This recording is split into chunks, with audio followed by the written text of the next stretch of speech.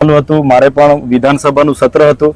અવારનવાર અહીંથી કામદારોના ફોન આવતા હતા કે અમને તમારી મદદની જરૂર છે, ત્યારે આજે અમે આવ્યા છે.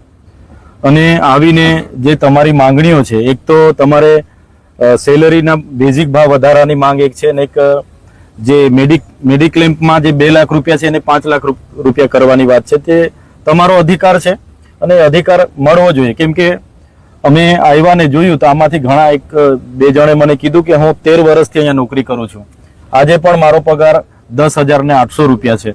તો કંપનીમાં 13 થી 15 વર્ષ નોકરી કરનારા પણ ઘણા સાથીઓ છે.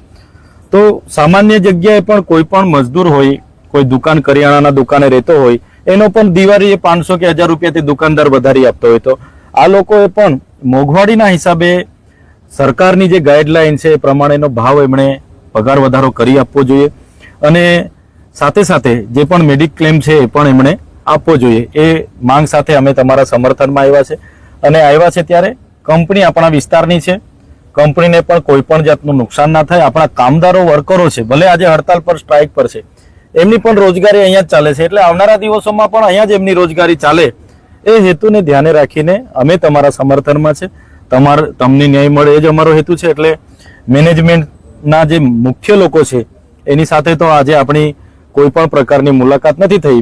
2 વ્યક્તિઓ હમણાં મળ્યા, પણ એમણે પણ આપણને એવું કીધું કે અમારા MD ને ઉપર બેંગ્લોર ઓફિસ છે, ત્યાં એમની જે માંગણી છે અમે મોકલાવીએ છીએ, અને એ માંગણીમાં જે પણ નિર્ણયો આવશે એ અમે જણાવીશું. ત્યારે અમારો મનસુખભાઈ સાહેબ હોય, અહીં ઉપસ્થિત શેરખાનભાઈ હોય કે તમામ આગેવાનો, બધાનો હેતુ એ જ છે કે તમને ન્યાય મળે. ત્યારે આ ન્યાય મેળવવા માટે પણ આપણે શાંતિપૂર્વક કે તમને અને કંપનીને કોઈ જગ્યા પર નુકસાન ના થાય ને આપણું નિરાકરણ આવી જાય એ હેતુસર ધીરેથી એમની સાથે વાત ચર્ચા જે કંઈ હમણાં પણ કરવાની થશે. મનસુખ સાહેબ પણ આવ્યા છે, તો પાછા પણ મળવાનું થશે તો મળી લઈશું.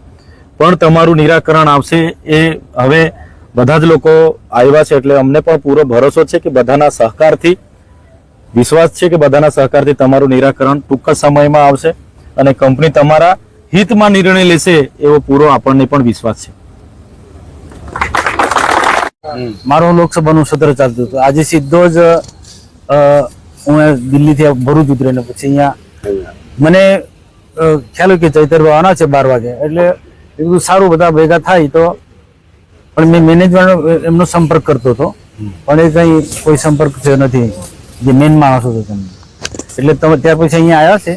તમારા બધાના પ્રશ્નો તમે અંદર બધા સાંભળ્યા છે. પગાર ધોરણ પણ સાંભળ્યું, બહુ ઓછું કહેવાય. તો જે આવેદનપત્ર જે તમારું છે એની પણ મને કોપી આપજો. સરકારના નિયમ મુજબ, ધોરણ મુજબ જે પણ સરકારે જે નિયમો નક્કી કર્યા છે કામદારો બાબતના, એમાં બિલકુલ તમારી સાથે અમે સાથે રહીશું. કંપની રજૂઆત ના કરે એટલે સાંભળે નહીં તો લેબર જે કમિશનર આવે છે, લેબર કમિશનર જે બરોડા બેસી છે, એની રજૂઆત કરીશું. અને છેલ્લે ના માને તમે સરકારમાં મુખ્યમંત્રીની પણ રજૂઆત કરી, પણ તમને ન્યાય મળે એ રીતના અમે કરીશું. અને આ પૂરતું નહીં, ઝઘડિયા જે ADC છે, ભરૂચ જિલ્લામાં જેટલી કંપનીઓ, જેટલા ઉદ્યોગો આવ્યા છે, એ બધા માટે એમને ક્યાંક પણ કોઈનું શોષણ થતું હોય તો એ બધાનો પણ આપણે સંપર્ક કરવો પડશે. કારણ કે આ તો શું છે, કંપનીનો આપણે આવી મુલાકાત લઈએ છીએ ત્યારે ખબર પડે છે કે અહીંયા આજના શોષણ એટલે 13,000 કે 12-13,000 એટલે બહુ ઓછો પગાર. આજે 14-15 વર્ષ થઈ ગયા છતાં પણ આટલો પગાર ઓછો, એટલે આ બિલકુલ બહુ ઓછું કહેવાય અને વ્યાજબી નથી. ને બેનો બાબતે પણ જે સરકારનું જે સુરક્ષાની જે જોગવાઈ જે છે એ તો પાડવી જ પડશે કોઈ પણ કંપની હશે. એટલે જરૂર જાણે આનું સંકલનમાં પણ આ પ્રશ્ન લઈ જઈશું ને બિલકુલ અમે તમારી સાથે છે. અને મોડા પડ્યા છે એટલે એવું નથી મતલબ કે અમે તમારી સાથે ને તમારી સાથે જ છે ને આવતાની વાત મેં કીધું ને કે અમે બધા આવા લોકોના પ્રશ્નો આપણી સાથે પણ વાતચીત થાય છે. ઘણા ટીના સાથે પણ આપણે અવારનવાર મારી વાત થઈ છે, શંતુભાઈ સાથે ગઈકાલે વાત થઈ, પણ અમે બિલકુલ તમારી સાથે છે. અને આવો લોકોના પ્રશ્નો બાબત હોય ને ત્યાં અમે રાજકારણ નથી આવતા.